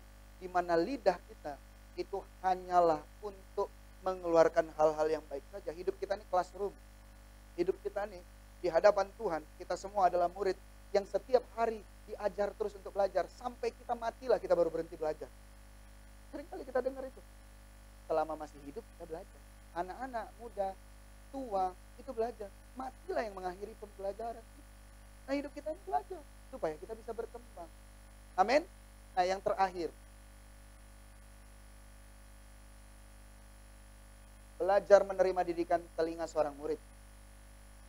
Tuhan Allah telah memberikan kepadaku lidah seorang murid, dan supaya dengan perkataan aku dapat memberi semangat baru kepada orang yang letih lesu. Lalu dibilang lagi, setiap pagi ia mempertajam pendengaranku untuk mendengar seperti seorang murid. Kayaknya ini tidak kelihatan juga nih. Tuhan Allah membuka telingaku dan aku tidak memberontak dan tidak berpaling ke belakang. Seorang murid yang dididik, dia tidak berpaling ke belakang. Seorang murid yang dididik, dia tidak memberontak. Lalu setiap murid yang dididik itu Tuhan bukain telinga kita. Kenapa? Karena penting buat kita orang-orang percaya. Karena iman kita itu akan timbul dari pendengaran kita. Firman Tuhan katakan, pendengaran tentang apa? Tentang firman Tuhan. Nah pertanyaannya pagi-pagi sekali, misalnya waktu kita bangun, apakah mulut kita itu berbicaranya kepada Dia yang memberikan hidup, atau mulut kita pakai dulu untuk yang lain? Dan pertanyaan kedua, apakah waktu kita bangun pagi-pagi hari sekali, belakangan ini kita bilang, apakah telinga kita pakai dulu untuk mendengarkan firman Tuhan? Atau jangan-jangan telinga kita pakai dulu untuk dengerin gosip? Instagram misalnya, politik news misalnya, atau hal-hal yang lainnya. Nah, saya mau bilang, kita ini punya lidah seorang murid. Jadi fokus kita belajar menerima didikan dan mengeluarkan hal yang baik. Bangun pagi, keluarkan hal yang baik dulu untuk Tuhan. Terima kasih Tuhan. Hal yang sederhana sekali. Bilang dulu sama Tuhan, terima kasih Tuhan, Kau baik. Kau Allah yang mengerjakan hal yang baik. Terima kasih Tuhan. Atau jangan-jangan kita duluan ngomong sama pasangan kita. Masih hidup enggak yang? Mana tahu kan ada yang kayak gitu, jangan-jangan udah enggak siuman lagi. Gitu. Enggak, cari dulu tuh. Ataukah kita mungkin dalam waktu kita bangun pagi-pagi, apakah kita mendengar dulu firman Tuhan? Baca dulu firman Tuhan. Saya dengar kemarin Furqon bercerita. Wah, ngeri sekali Furqon ini. Furqon dia cerita, dia bilang begini. Dia tidurnya subuh 4:30 gitu. Dia bilang, aku jam 4:30 pagi itu belajar. Wow, belajar firman Tuhan. Oh ya. Belajar firman-Nya tentang apa? Dari masih Kejadian 1 sampai berapa? Kejadian 1 sampai 26. Nggak kaget kali ya? Kejadian 1 sampai Kejadian 26. Jadi dia baca 26 pasal. Satu hari.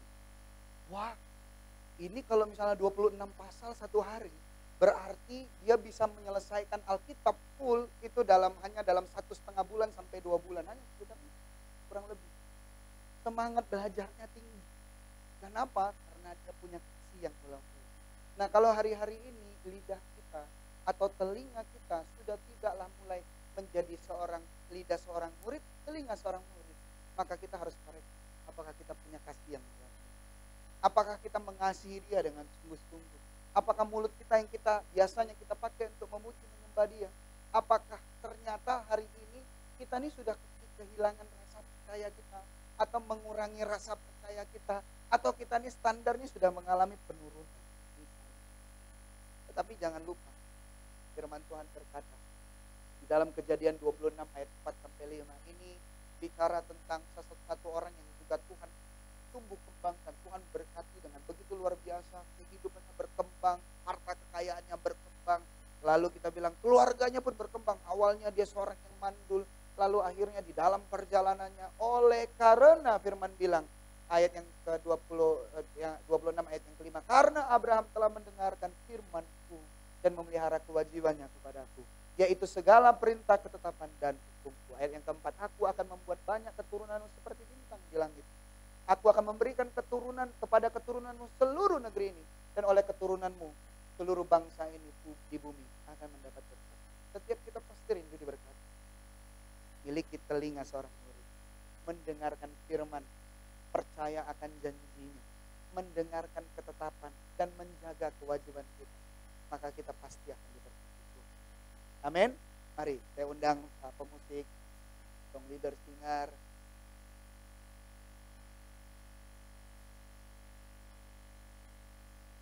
Di bagian yang ini saya sudah selesai menyampaikan tentang 1-4 ini yang berhubungan satu dengan yang lainnya, dengan kisah seorang yang bernama Sir Edmund Hillary.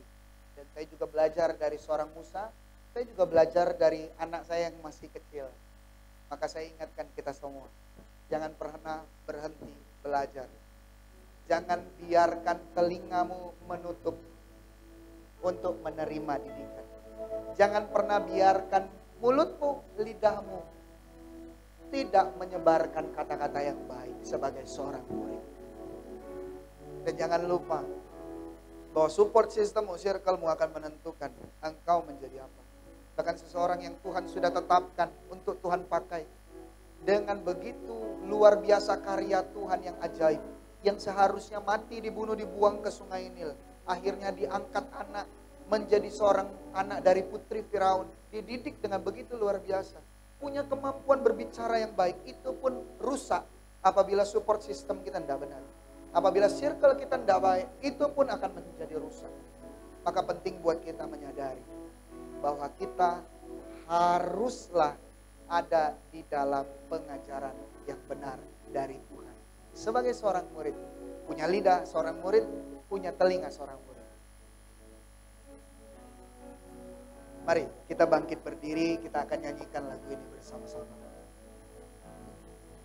Sembah Raja, Engkau yang mulia. Ku sembah Yesus selamanya. Hidupku telah ku serahkan di dalam karya tangan-Mu, Tuhan. Ku sembah Raja, Engkau yang mulia. Ku sembah Yesus selamanya. Hidupku telah ku serahkan di dalam karya tangan-Mu, Tuhan. Ku sembah Raja. Ku sembah Raja, Engkau yang mulia. Ku sembah Yesus selamanya. Hidupku telah ku serahkan di dalam karya tangan-Mu Tuhan. Ku sembah Raja, Engkau yang mulia. Ku sembah Yesus selamanya. Hidupku telah ku serahkan di dalam karya tangan-Mu Tuhan. Hidup kami telah kami serahkan kepadamu Tuhan. Hidup kami adalah milik-Mu. Engkau adalah guru di dalam hidup kami. Engkau Allah yang terus mengajar, menjadi panutan, menjadi teladan di dalam hidup kami. Sehingga Tuhan, di dalam proses kehidupan kami terus belajar. Mengenal Engkau lebih dalam dan lebih dalam lagi. Mengenal kasih-Mu lebih dan dalam lagi Tuhan. Kami berdoa Tuhan, supaya firman-Mu termeterai dengan baik. Dan kami menjadi orang-orang yang tidak gampang menyerah. Kami jadi orang-orang yang terus melihat kebaikan demi kebaikan Tuhan. Sebagai kekuatan kami. Sebagai penghiburan kami. Sehingga orang-orang di sekitar kami yang melihat hal yang serupa akan mengalami kasih karunia yang dari Bapa. Terima kasih ya Tuhan, Hamba-Mu sudah selesai berbicara. Kiranya Tuhan berkat-Mu tercurah. Setiap kami mampu menjadi pelaku-pelaku firman. Di dalam nama Tuhan Yesus. Mari kita yang sudah diberkati, sama-sama kita katakan. Amin. Persilakan duduk. Terima kasih kepada Pastor Adit yang telah menyampaikan firman-Nya. Biar firman ini membuat kita semakin belajar lebih lagi.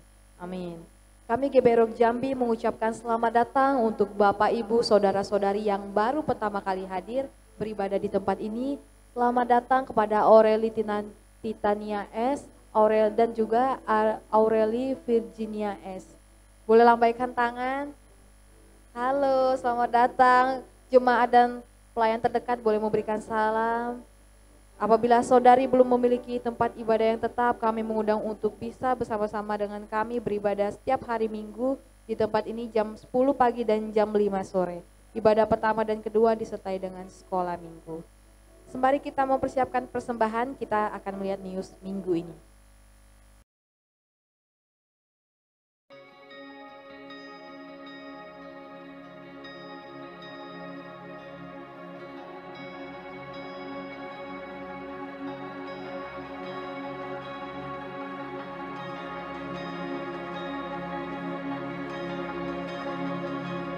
He is not confined, he confounds. He will not resign, he resounds. He is not restrained, oh hear the sound, oh hear the sound. Rocks are falling, the broken calling to the God who moves the mountains. The earth is shaking, the weary waking to the God who moves the mountains, the God who moves the mountains. Yeah. Shalom warga kerajaan, welcome to GBI Rock Jambi. Bersama saya Lucien Lim, saya newscaster Anda bulan ini.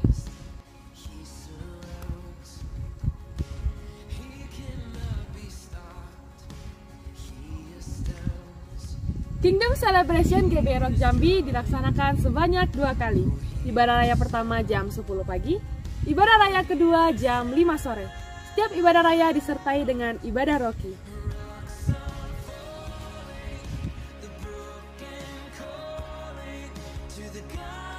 Bagi jemaat Tuhan yang rindu dilayani secara pribadi, dapat menghubungi Pastor Adit atau Pastor Tessa pada nomor telepon berikut ini.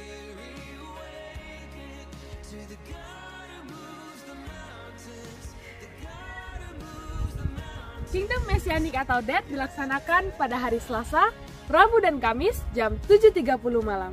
Bagi Bapak Ibu saudara-saudari yang rindu untuk tergabung dan bertumbuh bersama dalam komunitas, dapat saksikan tayangan berikut ini.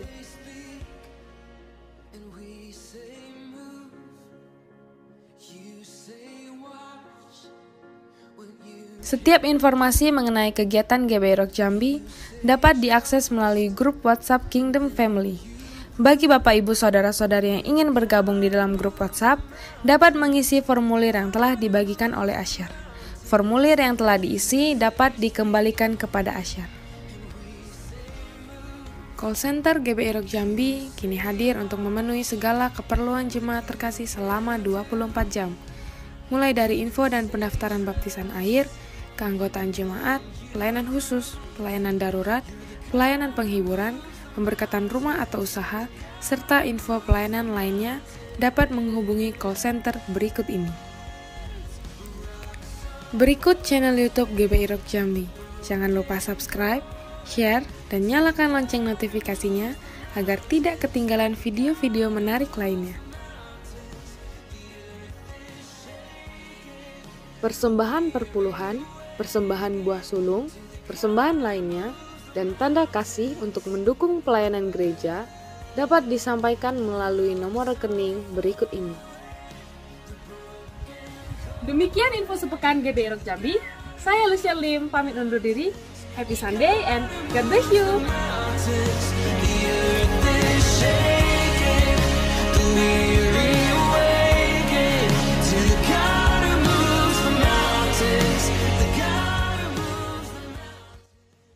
Sebelum kita memberi persembahan, mari sama-sama kita baca ayat yang ada di belakang amplop persembahan kita.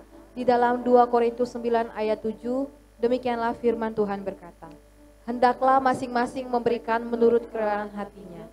Jangan dengan sedih hati atau karena paksaan, sebab Allah mengasihi orang yang memberi dengan sukacita.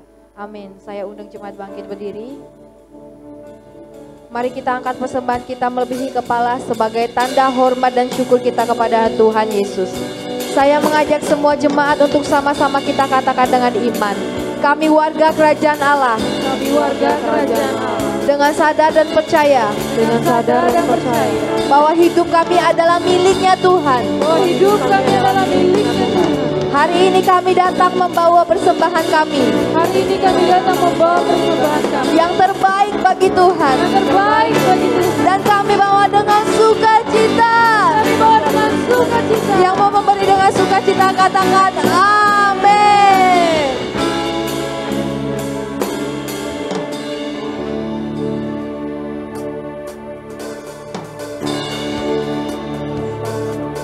Bersyukur sebab cintamu padaku takkan pernah berubah. Hatiku percaya walau bumi bergoncang, gunung-gunung beranjak, namun kasih setiamu tak pergi dariku. Ku mau selalu bersyukur sebab cintamu padaku takkan pernah berubah. Hatiku percaya walau bumi bergoncang, gunung-gunung beranjak, namun kasih setiamu tak pergi dariku. Kasih setiamu tak pergi dariku. Kasih setiamu tak pergi dariku.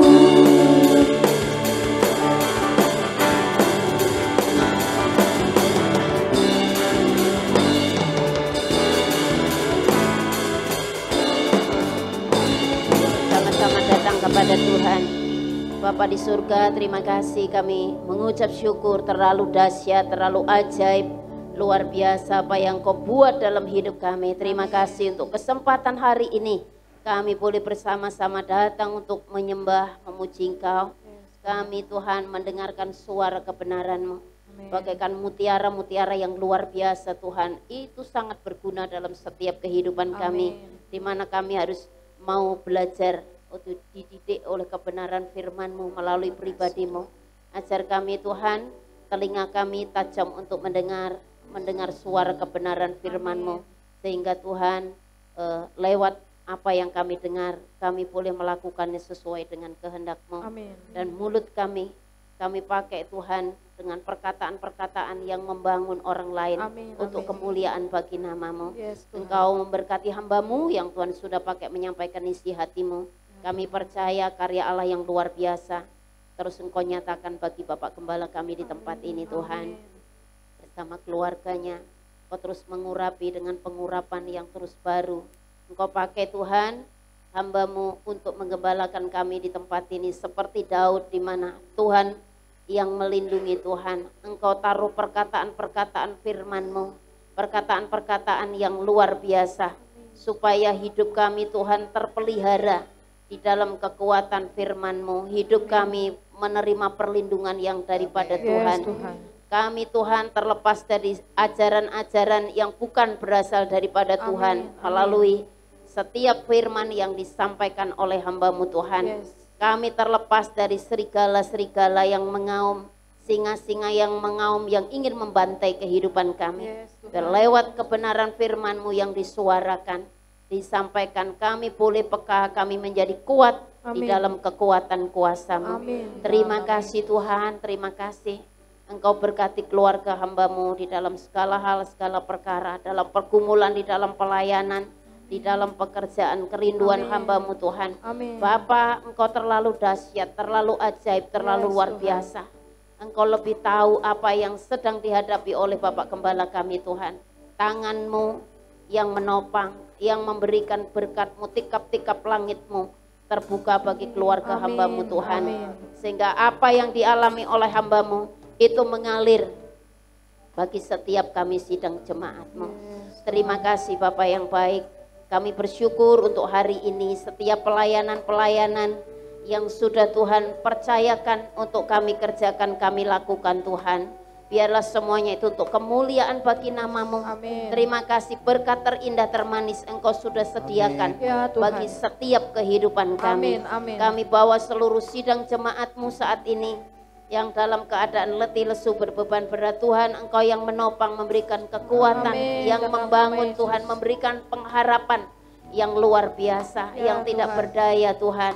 Engkau memberikan kekuatan untuk dapat bangun berdiri di dalam kekuatan kuasa-Mu. Yes, Terima Tuhan. kasih Bapa yang saat ini dalam keadaan sakit. Kami berdoa untuk Olive, untuk Dea Tuhan.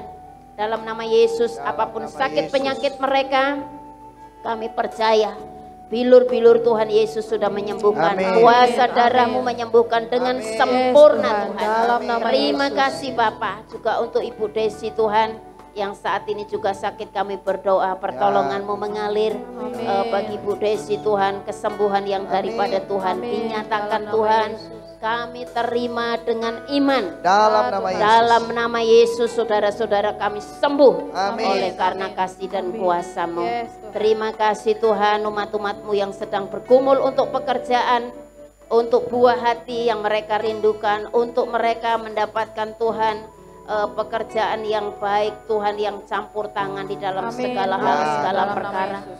Yang Tuhan kuliah, mereka yang masih sekolah, juga Tuhan yang memberkati. Amin. Terima kasih Tuhan. Kami bersyukur, kami bawa bangsa dan kota kami Tuhan pagi hari ini ke dalam tangan-Mu. Ada damai sejahtera Tuhan, ada kuasa Tuhan yang mengalir, keselamatan, kedahsyatan, pemulihan.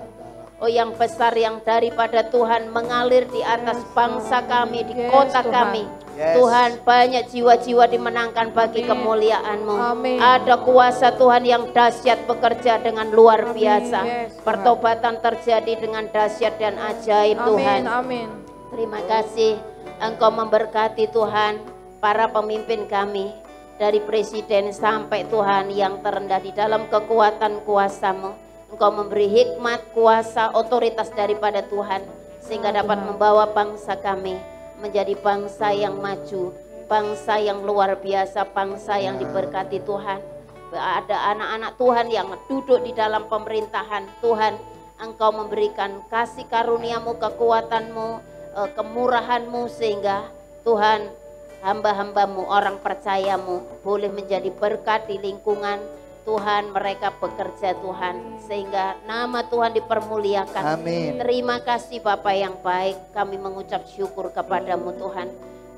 Daerah-daerah yang terkena bencana di atas bangsa kami Tuhan, Engkau memberikan pemulihan, memberikan Amin. yang lebih baik Tuhan, karena banyak terjadi tanah longsor, banjir, gempa dan yang lain sebagainya. Kami berdoa pertolongan-Mu Tuhan mengalir di sana, terjadi pemulihan, terjadi yang lebih baik lagi. Pakai gereja-gereja-Mu Tuhan menjadi saluran berkat, nama Tuhan ditinggikan dan dipermuliakan. Amin. Terima kasih Tuhan, terima kasih. Di mana-mana umat Tuhan, gereja-gereja Tuhan beribadah kepada Engkau di seluruh bangsa ini, dari Sabang sampai Merauke. Amin. Tuhan memberkati, Engkau memberkati para hamba Tuhan yang Tuhan pakai menyampaikan isi hati Tuhan. Tuhan yang memberkati dengan luar biasa. Yes, Tuhan, Engkau satukan para hamba Tuhan dengan lain Tuhan, apapun pelayanan jabatan yang ada Tuhan, untuk menyatukan hati bersama-sama di dalam setiap kelemahan kekurangan mereka, mau menerima keadaan hamba-hamba Tuhan yang lain, mau menyatukan hati untuk membangun tubuh Kristus bagi Indonesia ini Tuhan, bagi kota ini, untuk kemuliaan bagi nama-Mu. Kami berdoa, berkati daerah ini Tuhan, supaya daerah ini menerima lawatan Tuhan yang besar lewat gereja-Mu di tempat ini. Boleh Tuhan banyak jiwa-jiwa dimenangkan bagi kemuliaan-Mu, menjadi berkat bagi kota ini, untuk kemuliaan bagi nama-Mu. Amin. Selamatkan Tuhan para penjahat-penjahat, mereka yang masuk di dalam penjara, bandar-bandar narkoba, mereka yang terikat dengan narkoba, mucikari, oh Tuhan PKS, oh Tuhan mereka yang melakukan perkara-perkara yang jahat Tuhan, kami berdoa selamatkan mereka. Anak-anak pang Tuhan, anak-anak jalanan, para pemulung Tuhan, kami rindu mereka juga menerima keselamatan yang daripada Tuhan. Terima kasih Tuhan, kami mengucap syukur kepadamu. Segala puji, hormat, kemuliaan bagi nama Tuhan Yesus Tuhan. Sebentar kami mau pulang dan kami mau terima berkat melalui hamba-Mu. Kekasih-kekasih Kristus, angkat kedua tanganmu dengan iman, arahkan pandanganmu kepada Dia. Tuhan memberkati engkau dan Ia melindungi engkau. Ia menyinari engkau dengan wajahnya dan memberi engkau kasih karunia. Ia menghadapkan wajahnya kepadamu dan memberi engkau damai sejahtera. Pulanglah dengan penyertaan daripada Roh Kudus. Pulanglah dengan janji-janjinya yang tergenapi secara utuh di dalam hidup. Dan pulanglah dengan berkat-berkat ini di dalam nama Tuhan Yesus. Mari kita yang sudah diberkati Tuhan, sama-sama kita katakan amin. Selamat hari Minggu, Tuhan berkati kita semua.